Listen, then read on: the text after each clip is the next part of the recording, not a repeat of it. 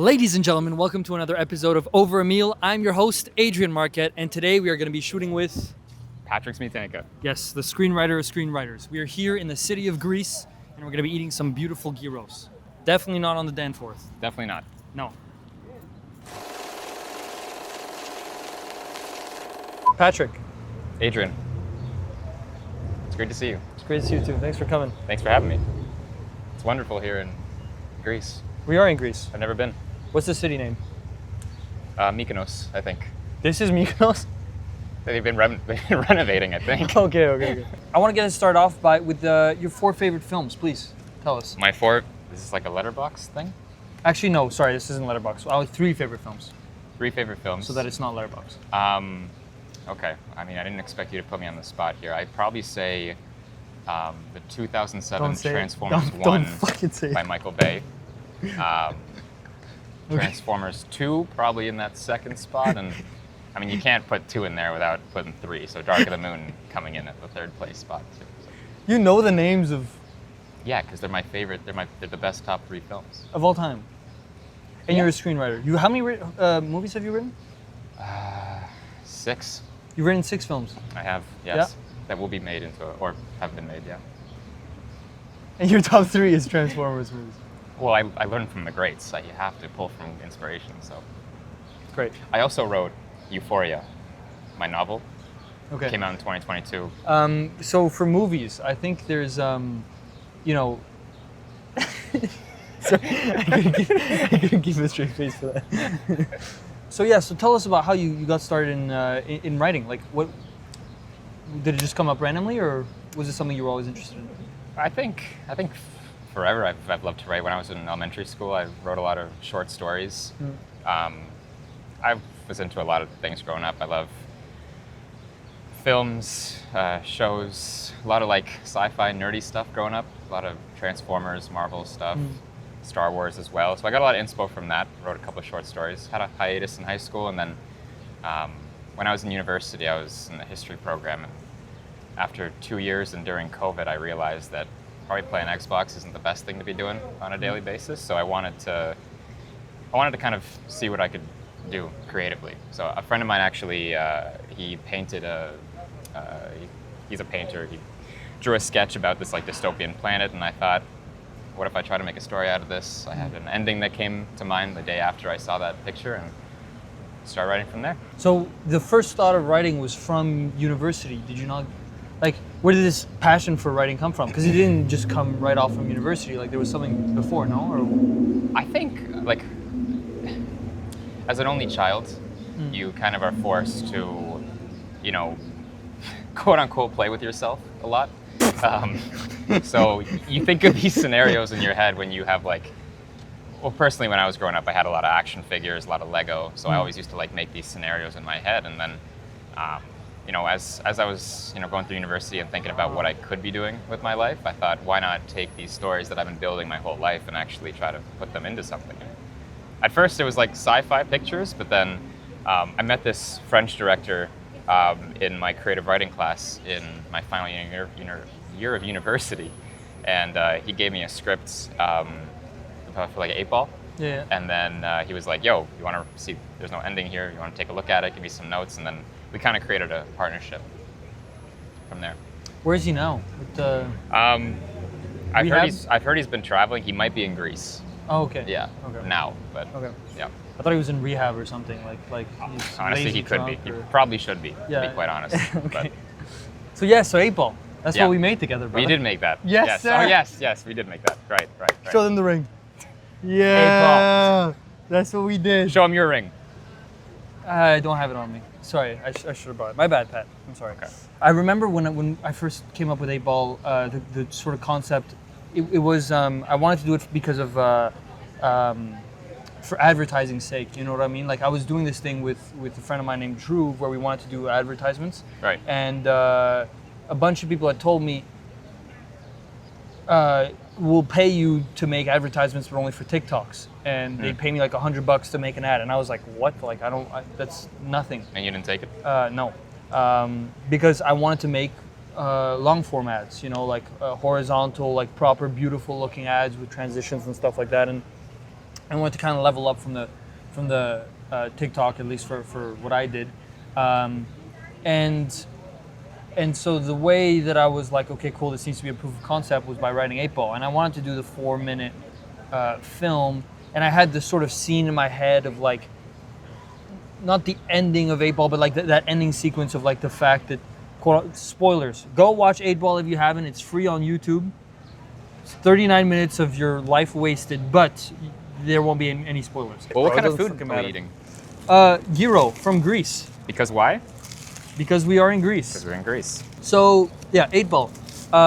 We made 8 Ball, and so I had this idea for the concept of her not being real, and so that sort of like disappearing sequence. And then I wanted to do it into a 4-minute YouTube video. And I saw you, and we were on the same soccer team. Right. Yeah, and then I saw you, and then we decided this could be fucking awesome. I mean, the story was already really good. I knew that if there was some part to play in this, I'd love to add some flair to it and add something that added a bit more oomph to the characters and to what was being said. I feel like the story in itself had a great psychological pull, but then it needed something further to get people to watch it. Yeah. Yeah.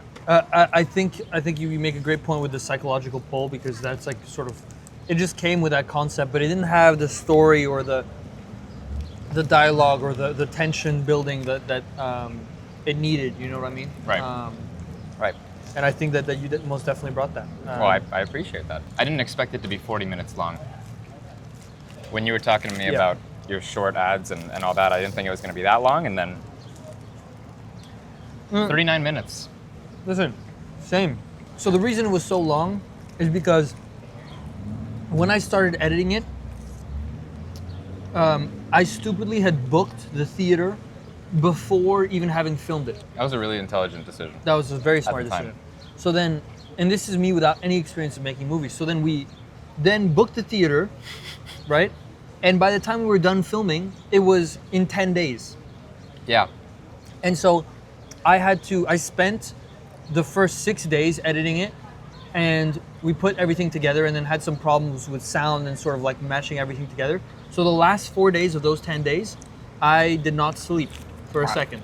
I distinctly remember, I think it was Matt or maybe it was Drew that sent a picture of, or maybe it was just you, that sent me your setup when you were editing, because you had to edit all With day, the blanket all over night. my head? And it was the blanket over your head, and it would also cover the monitor. Yep. Katarina sent it to you. Oh, maybe Katarina sent it to me. Yeah. That was, I mean, you locked in though. I locked in. I lost a fuck ton of weight. My mom came over, and she's like, "What the fuck is wrong with you?" And she gave me a box full of food. Maybe eat it. Shout out Adrien's mom. Shout out my mom. I love you. And then shout out Patrick's mom. Yeah. Shout Shout out moms. Shout out moms, bro, in general. Happy Mother's Day.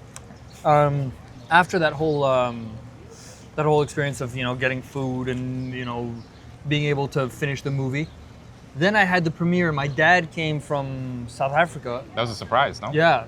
South Africa or London? I don't know, one of them. Probably London. But he wasn't supposed to come. No. Massive surprise. We had a great screening, but with the pressure of that deadline, I wasn't really able to edit the movie. You know what I mean? I think the movie should have been 25 minutes with more editing. You know what I mean? Right. But it's just, there was a lack of testing and going through it and cutting that then resulted in that long stretched out film. That's why I say, listen, it's not a bad movie, but it's just, it feels very stretched out. It feels like it could have been way more condensed, and yeah. What are you most proud of with Great 8 Ball? question. I'm most proud of the fact that it was made. We put a team together of amazing people who we had no idea their skill level, or none of them necessarily had the biggest amount of skill, you know what I mean? They were just interested in sort of doing this thing. We all came together and made this, and then meeting you and growing and continuing to write a ton of scripts and being able to spend nights on the computer, FaceTiming and just constantly working out a script and comparing ideas, and just going from class to this environment where we just constantly called each other every single night to work on this script for 6 hours at a time. I was going to say, how many FaceTimes and how many hours do you think it took us to nail down 8 Ball? I could not even fucking. I could not tell you. It's got to be days. Can we days do on end. Let's do the math. I don't want to do the math. Okay. Let's not do the math. Yeah. Do you know how to do math? Mm. Because that's why I didn't want to fall into that. Okay. Yeah. History major and all. I am a history major. Yeah. Which is crazy, bro. Why'd you choose history? I had the privilege of traveling a lot when I was a kid. My parents took me to a lot of places in Europe. They obviously come from Europe. They're both Polish. So they always, wanted to share with me places all around Europe, from Poland to France to Germany. A lot of American cities as well too. Like I used to love going to Washington. We'd go to all the Smithsonians, and I don't know. I think I grew up on history. I love like historical films. Like Saving Private Ryan is one of my favorite films. I think I've watched that film 48 times. Connie, if you're watching this, we have to see Saving Private Ryan soon. She keeps ducking me. She doesn't want to see it. She hasn't seen it? She hasn't seen it. Wow. It's a great film. Mm-hmm. But she did see the trilogy of Transformers. Oh my the goodness, first three, bro. Which you should check out. No. I'm You gonna will. bleep every single time you say Transformers. Is gonna bleep. Say it. Say it. Yeah, bleep. That's what you get. To you, what was your proudest moment of 8 Ball? We had that one moment where when we started writing 8 Ball, I wrote on that piece of paper at the beginning of 2023 all the things I wanted to get done that year. And one of those things was to finish 8 Ball, premiere it, and be at the screening. And honestly, and I don't think I've told you this before, but when we were in that premiere and I wrote it, I was speaking, and then the last thing I ended it with was that story about the piece of paper. I took out that piece of paper, and I was actually like, I was choking up. Because I was like, this is like probably one of the top things I've ever done in my life. Is that No do we kiss, kiss now? Sammy. Can we No, kiss now? stop. No. No fucking kissing. Okay, whatever. Sammy really wants us to kiss. Yeah, it's... We'll let the comments. Yes, yeah, Sammy really wants us to kiss. We'll put a poll in the Sammy description. Does. Sammy wants us to kiss. Yeah. Sammy. Sammy. What a crazy idea. Did you have a moment where you were like, when you were writing 8 Ball, where you were like, fuck yeah, like about the script, you know what I mean? Like you were really proud of yourself? When we were on that FaceTime, Yeah. and we thought of, I can't even remember what idea, maybe it was the ending, like how we wrote kind of the ending and how that kind of Yeah. flowed. When we both had that like eureka moment, where we were like, I was jumping literally on my mattress in my room, and you were also freaking out. I think it's whenever we have a moment like that, I feel like we're in our groove and we have something. We both are on the same Page. level, the same page, literally. Uh, I mean, from all the stuff we've written, there's so many ideas and so many hours just wasting. I shouldn't even say wasting, because we don't, like all the time we no, spend but on these it's a isn't part of the wasted, but, creative like, process, you know what I mean? Yeah. It's just trial and error, and that's 90% of the job. Yeah. It sucks, it's a part of the job that sucks, but it's 90% of it, you know? Because when you do get it, it's like, it's just the biggest breakthrough ever. Now, you can have massive breakthroughs and then after the next day realize that it's just ass. And like, that's happened multiple times. I can't even count how many times it's happened. Exactly. I think that if you just get up and you write and you just go after it, it is the hardest part. But when you have somebody else to be able to write with, that's like one of the best solutions that I've found by writing with someone else is, amongst a ton of other stuff, which includes being able to test your ideas very quickly, being able to understand what works and what doesn't very quickly. You're able to just, have somebody to share that moment with and hold yourself accountable, When you write alone, you always have this like tunnel perspective where like you think that what you're writing is really good because you really like it in the moment, right? And it's about that specific moment where you consider that idea, you write it out, and you're like, this is perfect. Yeah. But then the best part about having somebody else there is that they also get their perspective. There's been so many ideas that I've pitched to you and that you've pitched to me where we're really blatant about, no, this isn't going to work. No, this is stupid. This is dumb. Yeah. And that's like, it's really healthy to do that because it's good that we shut each other's ideas down because better ideas form from those seeds that are planted. 1000%. But yeah, I agree. It's great to have a collaborative effort. It's also great to just have other eyes. You don't necessarily have to have a co-writer all the time when you're writing. But if you just get somebody's perspective on it, it'll open your eyes to what you could possibly be doing better. I read something the other day where, because you know how people always say like, oh, use who you know. Yeah. If you want to get to places, like you got to know people, right? Yeah. You got to network, and that is really important in film and in all creative fronts. You need to know people. That said, you also need to get to the point where people want to know you. Yeah. Fuck.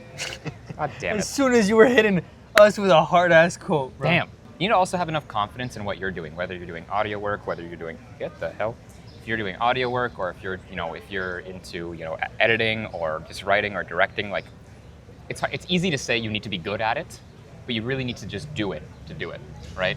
Networking is important, but you need people to come to you and want you to write for them. Now the question is, how do you do that?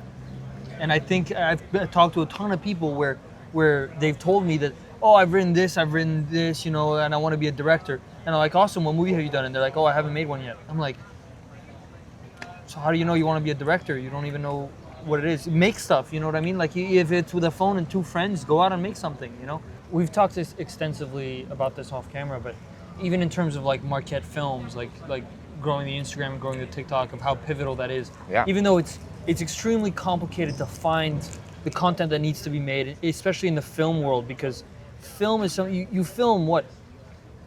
If you do a short film, you do 2 short films a year, it takes 4 days for you to, hopefully you do way more than 2 short films a year, but we get pretty precise with our writing, but you don't spend that much time on set, and some of the stuff that we talk about in terms of the writing, we don't really want to spoil. So yeah. I think it's important to have that aspect of trying to find content and figuring it out, and no matter what, testing things and just testing your ideas and seeing what pulls and what works and what doesn't, even though it might not appear consistent or stable at the start, but it will come once you find the thing that you want to work with, you know what I mean? Yeah. That's sort of the stage I'm at, frankly. It's very complicated to find the content that's people want to see or will elevate my filmmaking further, because that's the goal. I don't want to create content about something that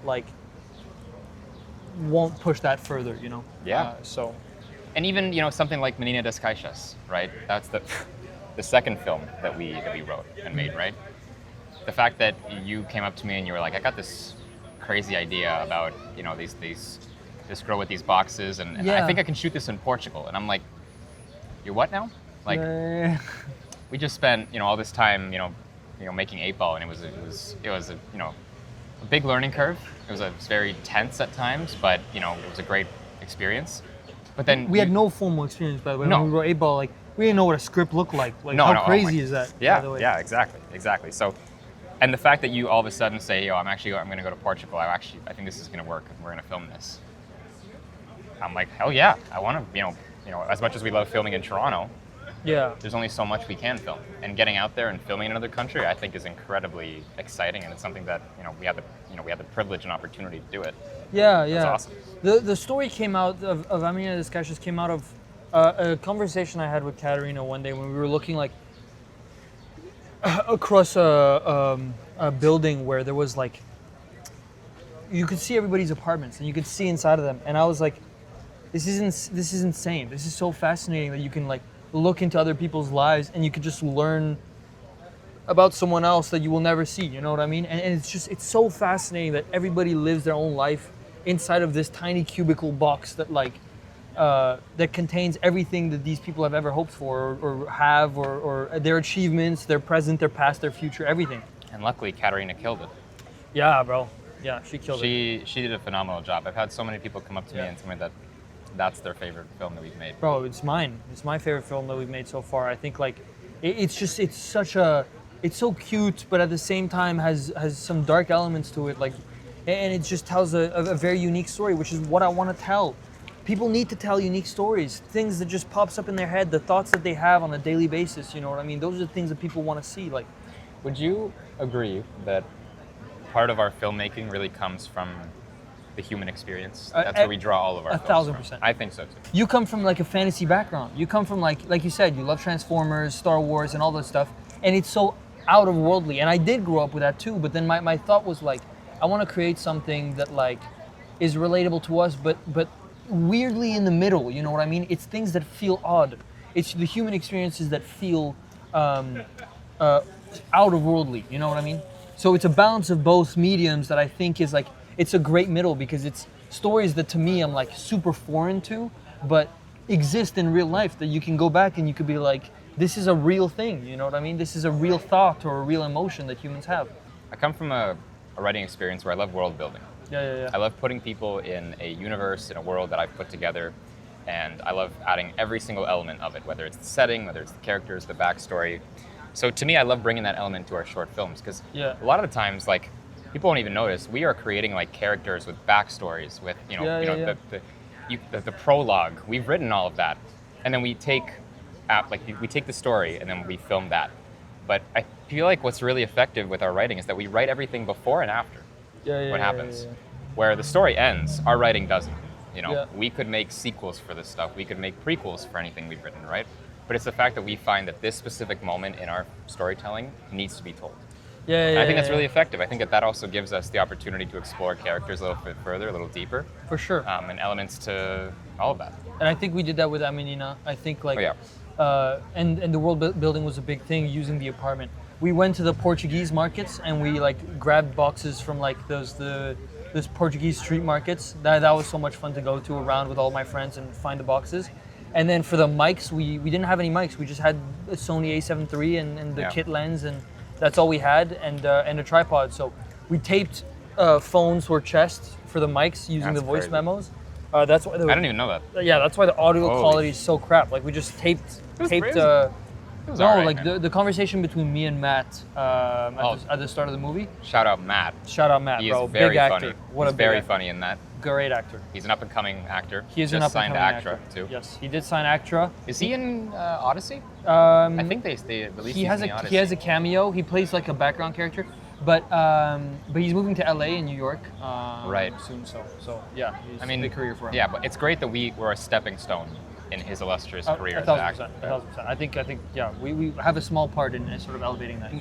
In your full portfolio of work, even the stuff that we shot that isn't even out yet, what up until right now in this exact moment is your proudest moment as a director? Jesus fucking Christ. To me, my proudest moment as a director, I think, is just every single time I get on. There's no proudest moment. It's just, for me, this is fun. It's not even like it's just games, bro. Like it's like I'm just having fun. What about you? Proudest moment as a screenwriter? Proudest moment as a screenwriter thus far As is a screenwriter. Screenwriter. Yeah. Well, it was probably so I wrote this book, right? Euphoria. It came out in 2022. Something. This book that you're talking about? Euphoria? Is this a book, Patrick? Euphoria? Actually, it's funny that you mentioned that because this is actually the book that I wrote. Okay. That's Tell us it's on Amazon. No. It's on Google Books, Barnes and Noble. You can get it in Walmart.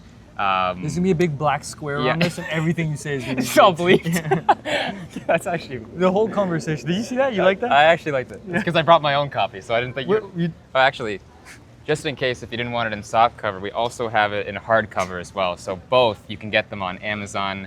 You can get it on Yukioto. That's the publisher. Ebook. Get the ebook if you want to get a trial for 3 chapters on Google Books. But Nice. yeah. Dude, I think. Are you giving me the copy that you bought back? Oh yeah, no. Okay. Yeah, I am actually. Yeah, Okay. taking notes. Thanks. No. Well, thank you, Patrick. Thank you, Adrien. I will see you probably tomorrow and write some more scripts. So. Yeah, I'll see you tomorrow and probably write some more scripts as well. Okay, ciao, brother. Ciao, brother. It's kind of complex, but it's called Euphoria because like each of the letters coincides with another planet. It's actually, hey, nice to see you.